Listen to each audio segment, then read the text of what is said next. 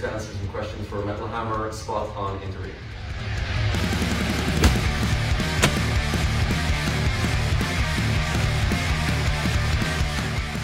I'm Bendik, I play bass. I'm Håkon, and I play guitar. I'm Thomas, and I sing. And not with us today is Kato on the drums and Matthias on guitars.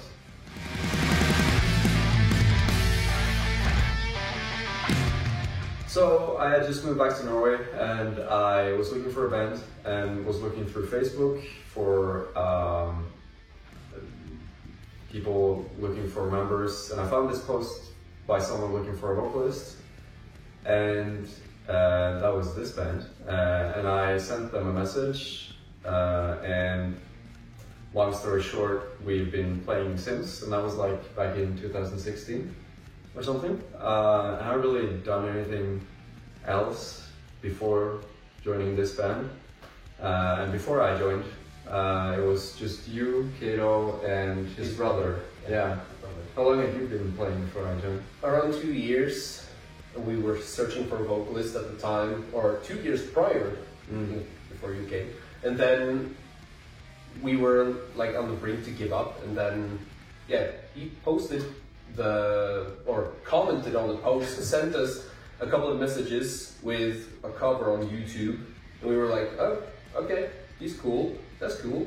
And then, yeah, he came in, and like it was good.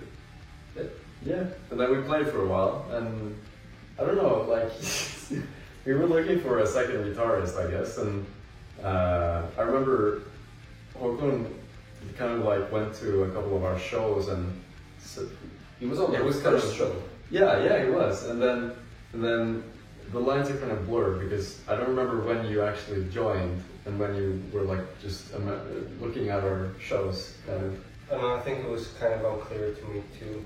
But I was so the thing is, my previous band quit about the same time when they started playing more shows, and I already were friends with some of the members from the band, so I was coming to their shows, and then I started showing up to some of their practices, and then after a while they were just like, okay, so we're playing a show next week, you're coming. Does that mean I'm a member? Yeah, okay. The first gig was actually at the festival. You were too young to play on. Yes, actually. Asian was like 18 and you were, what, 17? Yeah, I was turning 18 in a few months, I think. But I had to leave immediately after we played the show. There were a few of those, but now I'm now you're old. Now I'm getting everywhere. Yeah. And then during COVID, we had to replace our second guitarist with a new member. And that's how Matthias joined. And he is our newest member to date.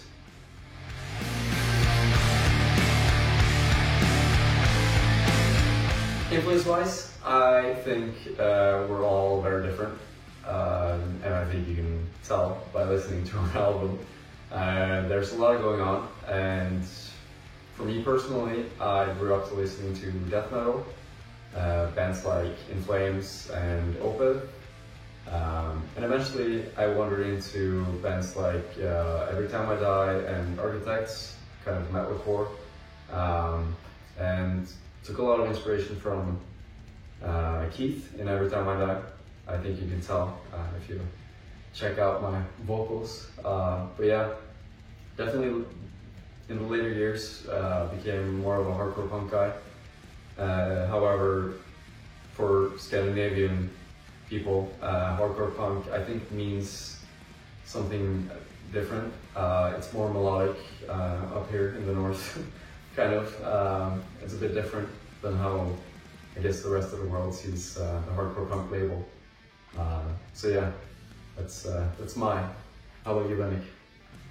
Early teenage years, my influences was like Green Day, Nirvana, My Chemical Romance, and all those like entry level kind of bands. I don't know if it's entry level.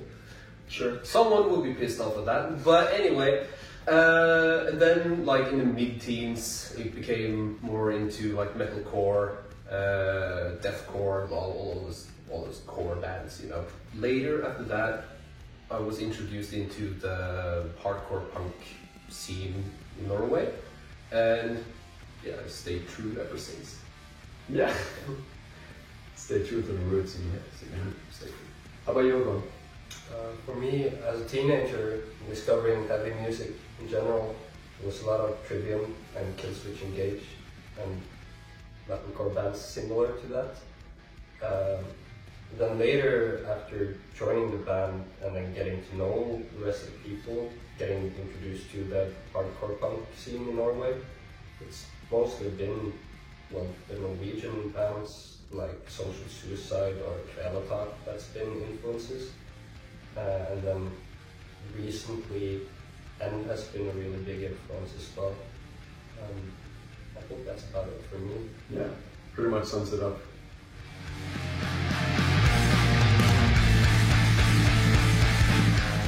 Like, we used to say we're playing hardcore punk, but then recently, at least I felt the need to prefix it with alternative, so it becomes alternative hardcore punk, because we're doing so many weird things. We've got electronic techno songs, ballads, pop music, acoustic songs. It's kind of hard to place kind of our sound, I guess. But to me, that's what punk means, and it's kind of like doing whatever you want and saying yes to all the things you haven't done before, I guess. Also, Yeah.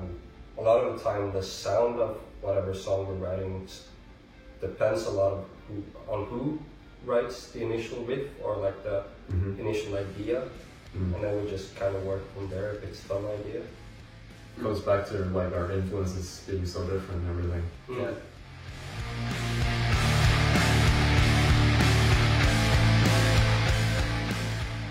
I think the first big step that we did as a band was recording our first EP, Sounds of Liberation, back in 2016.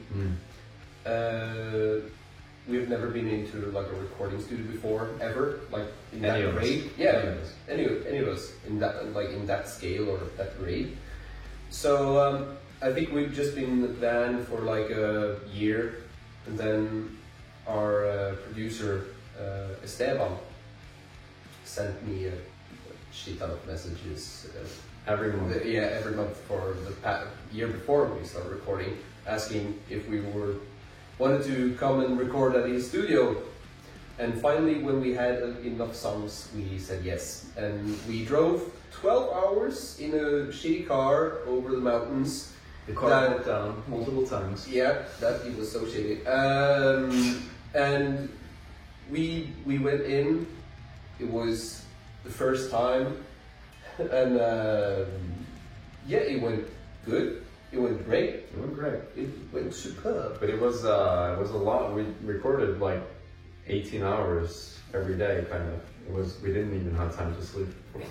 No. And then we got that one mixed, and we released it, and it led to more gigs with other bands and also to festival gigs. Yeah. That was a pretty cool summer. Yeah, that's just what I feel is one of our biggest steps. Was playing the Øya festival in Norway. We got booked to that before we even released this EP. True. Yeah, actually. But yeah, playing there was. I remember like just relaxing in a pool at the back, inside of the backstage, with some of the biggest artists in the world just like walking around me. We're just there drinking beer. Yeah, it's probably the first time I've ever felt like a professional musician, at least. Yeah. So that was a big one. They also had like hairdressers, and like there were massage rooms. Yeah. Guitar techs. You could just get all of this stuff for free, and we had a personal driver, and it was surreal to us. Also a Michelin star with them. Yeah. Cool. That was pretty nice. Was it really Michelin star? Yeah, but as they said. Okay, well, I can't remember. Pepper beef. I remember that. Yeah. So to me, I guess the most important step we've done is our album. It's kind of surreal that we even got it out because of all the things that happened behind the scenes that most people don't really even know about. For example, 1 week before we were going into the studio, or flying into the studio even, to record our drummer's parts, he actually broke his arm on a fucking... Yeah, he tried to kick a beach volleyball. ball. Yeah, beach ball, basically. Like if somebody would blow up. we were all there, like it was a kind of a party, and this happened, and we were like standing there, and nobody really understood what's happening. And then, yeah, we had to cancel all of that, and that's just one example of things that happened. But then finally, we got it mixed and ready for release. But then, you know, worldwide pandemic happens, and we're like, okay, well, this is just another minor setback. We're fine. We'll just wait another couple of months, I guess, and then after that, we're gonna release it as normal. And then we wait, and then we wait, and then we can't even rehearse because of, you know, regulations.